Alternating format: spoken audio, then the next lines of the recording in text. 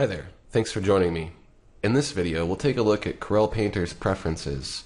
I'm using version 12 of Painter, but a lot of these preferences are the same in older and newer versions of Painter, such as Painter 11 or Painter X3.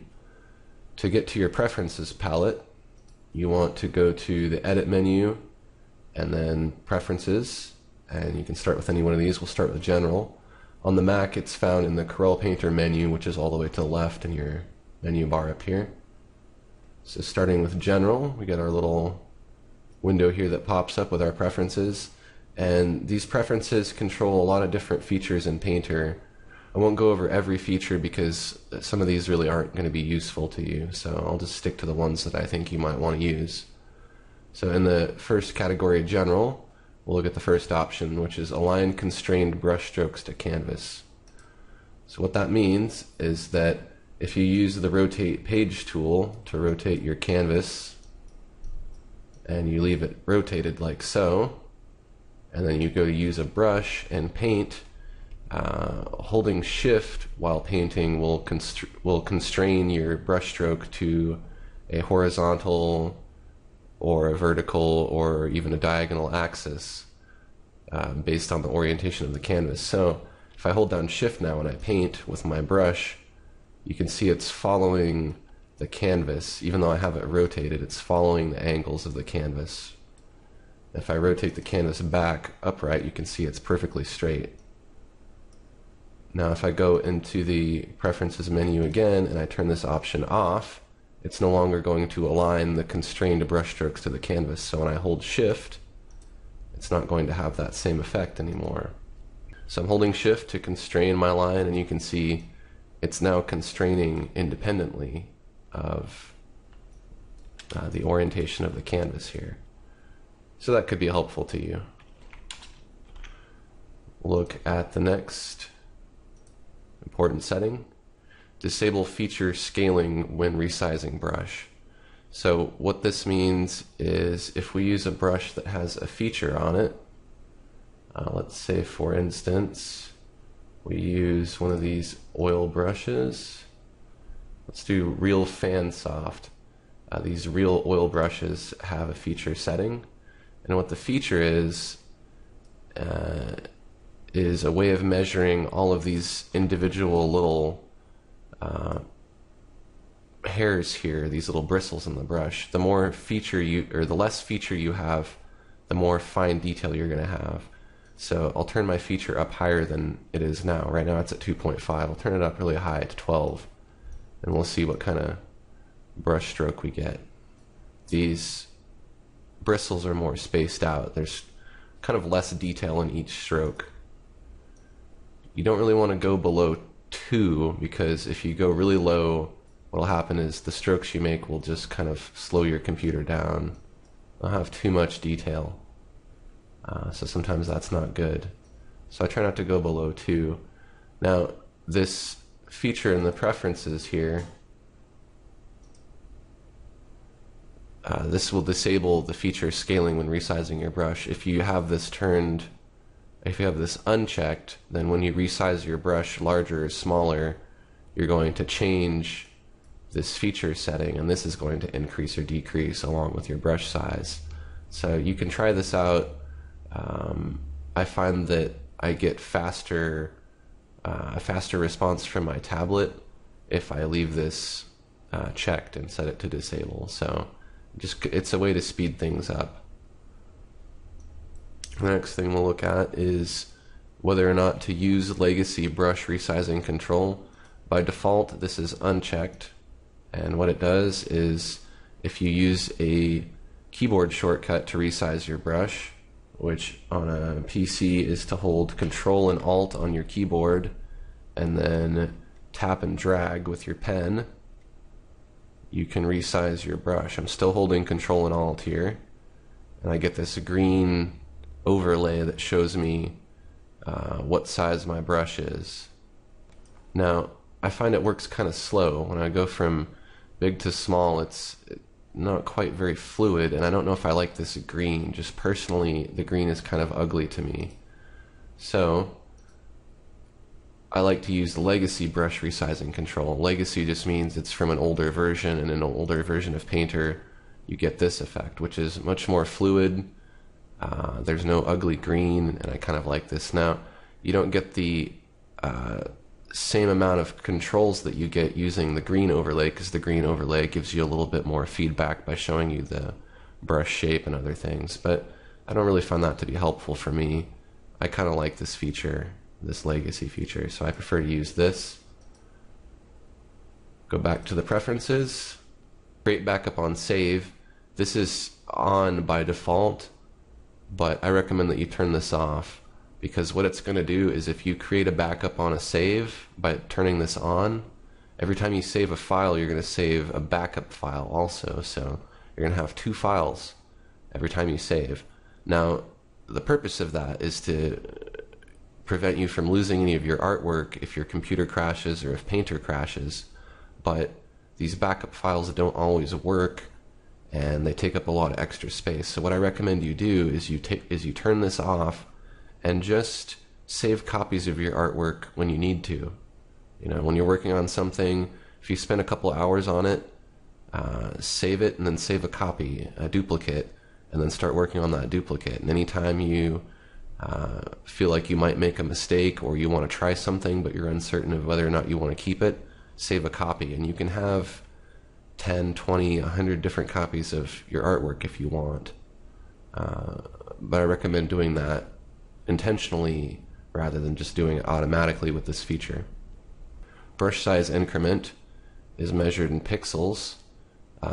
If you find that for some reason when you try to increase your brush size incrementally by using the bracket keys, if you find that the increments are too small, you could increase this, but I like to leave it at 1 because that's the smallest increment that you can measure on a computer screen. This option here will automatically notify you if there are any product updates for Corel Painter. It's good to update Painter anytime that there's an update available. So I recommend that you occasionally check Corel Painter's website. If you don't want this thing to always be connecting to the internet and trying to update things, you can uncheck it. And then enable multi-touch.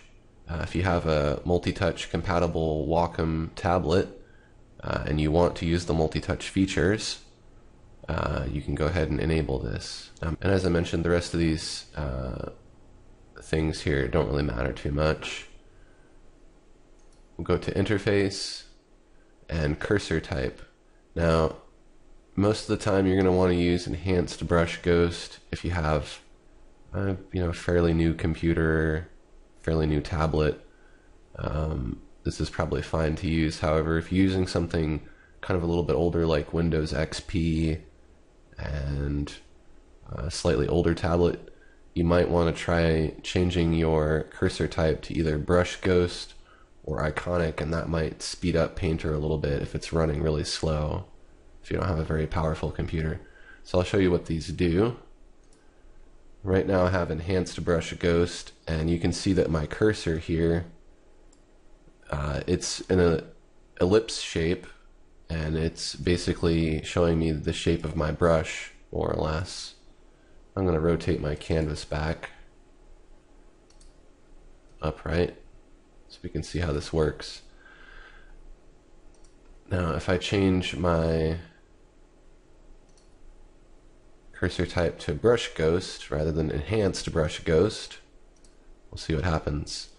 Now we get some brush that looks kind of similar, and then when we start painting we get this different kind of cursor here that kind of changes, and then the overall diameter of the brush is no longer visible. You just get this little tip here. So this could speed things up when you're painting, but it doesn't give you as much information about what your brush looks like while you're painting. So I don't recommend using it unless you really need to. We'll look at iconic. Now this means that your brush can be anything. We could have a triangle. So you can see my cursor here is now a triangle. That could be kind of nice if you like to do really precise line drawings and you want to really see where the tip of your pen is. I'll use something like this to show you a better example of that. We could use a cross if we want kind of a target. And I think you get the idea. You can try the rest of these, but I recommend that you use Enhanced Brush Ghost if possible. Now your workspace options, you can change your units.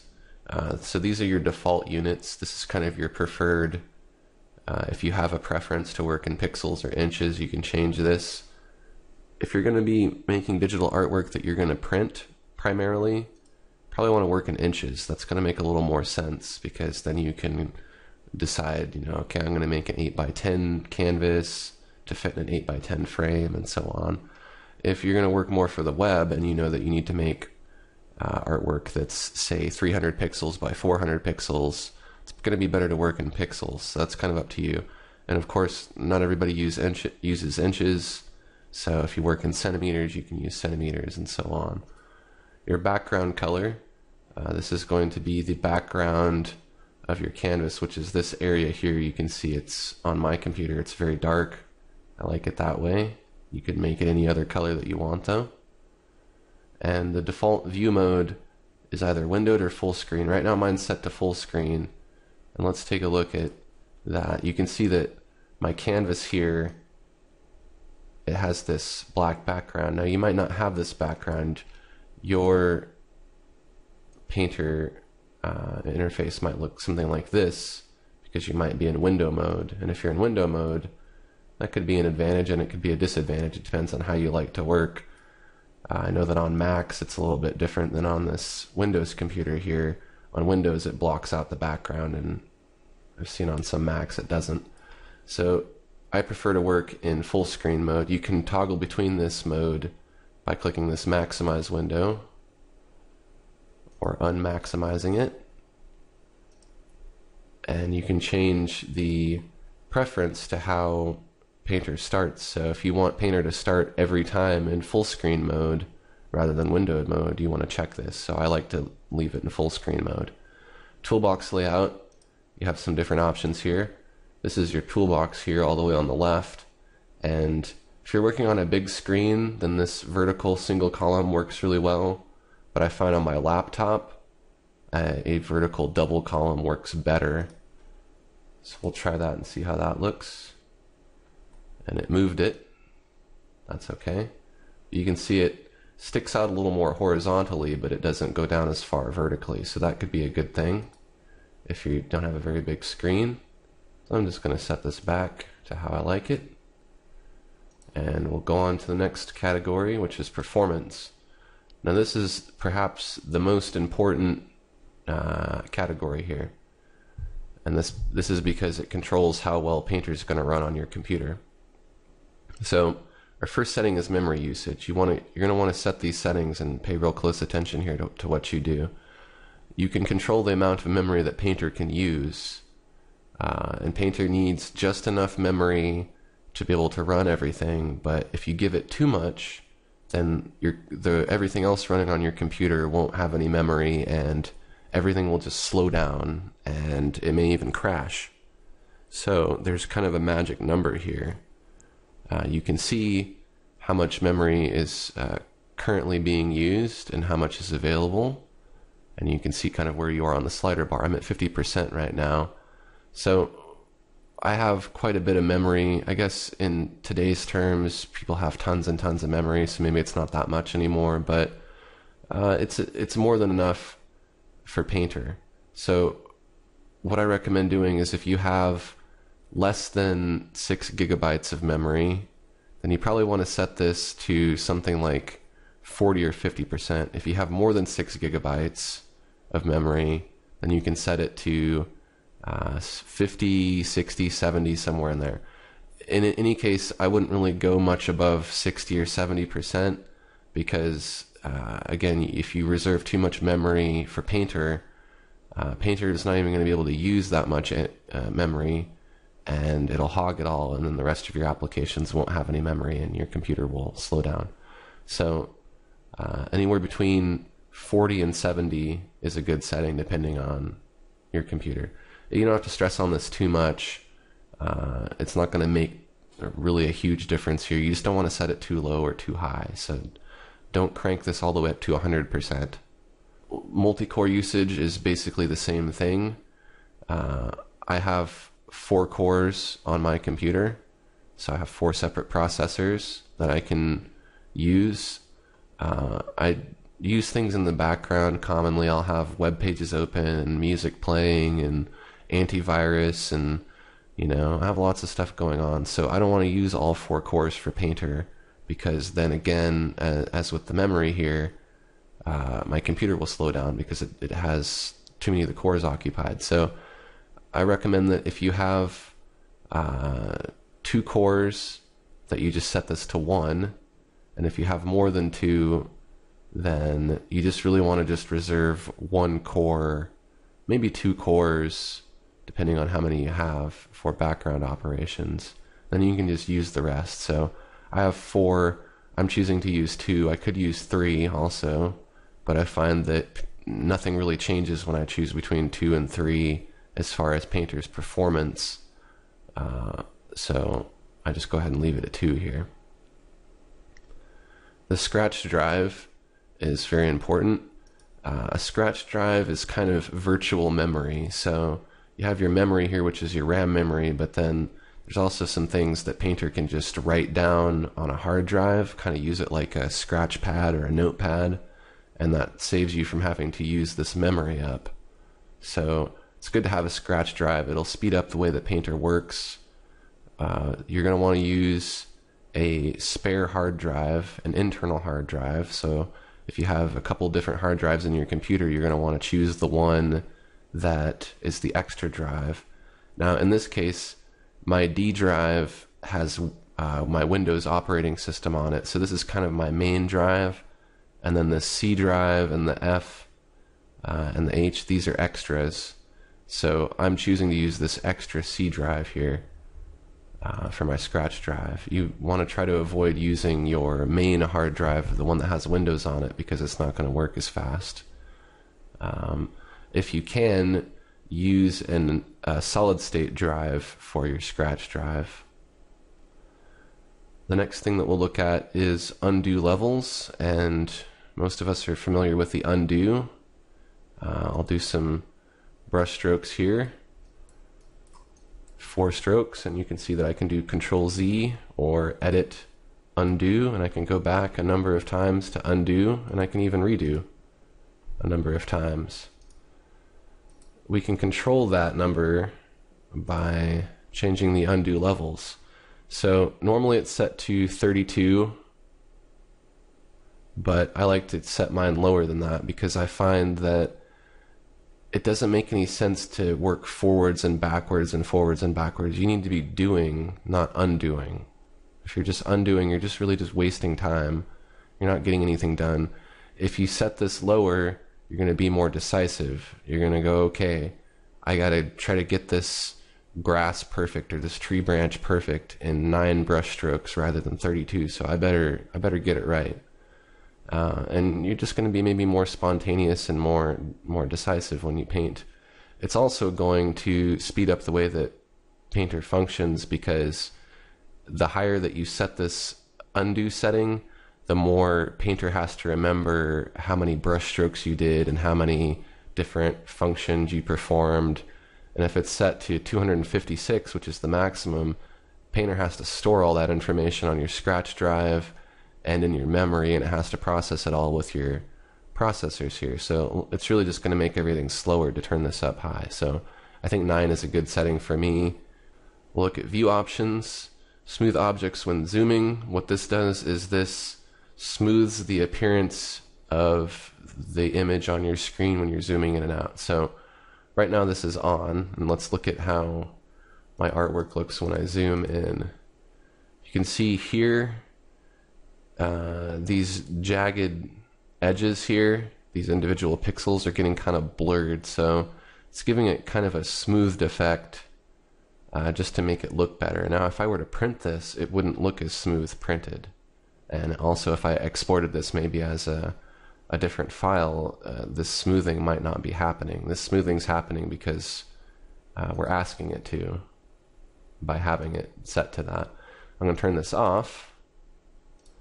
Let's see what it does. Now it's not smoothing anymore. Now you can actually see all of these pixels. It's really rough and jagged. This is actually how the image looks without being smoothed at all. So if you were to print this or put it on the web, this is actually how it's going to look. So this smoothing thing can be deceptive. Typically, this isn't really a big deal leaving this on. I think it just makes everything nicer to look at. But you may want to turn it on and off occasionally and check your artwork to make sure that there's nothing going on here that is getting somehow covered up by this smoothing effect. Increase drawing speed when zoomed out. This is a good thing to leave on because when you're zoomed out, you more than likely are going to want your brush to move as fast as your pen. So go ahead and leave that on, and your drawing speed will be increased when you're zoomed out. Under the shapes category, we're not going to mess with any of these because working with vectors in Corel Painter is just not a good idea. It's horrible to work with vectors in Painter. If you want to work with vectors, use Inkscape or Adobe Illustrator and then import your work into Painter and do what you need to do with it. Quick clone. I think cloning is pretty well covered in the tutorial world, so I'm not really going to get into that.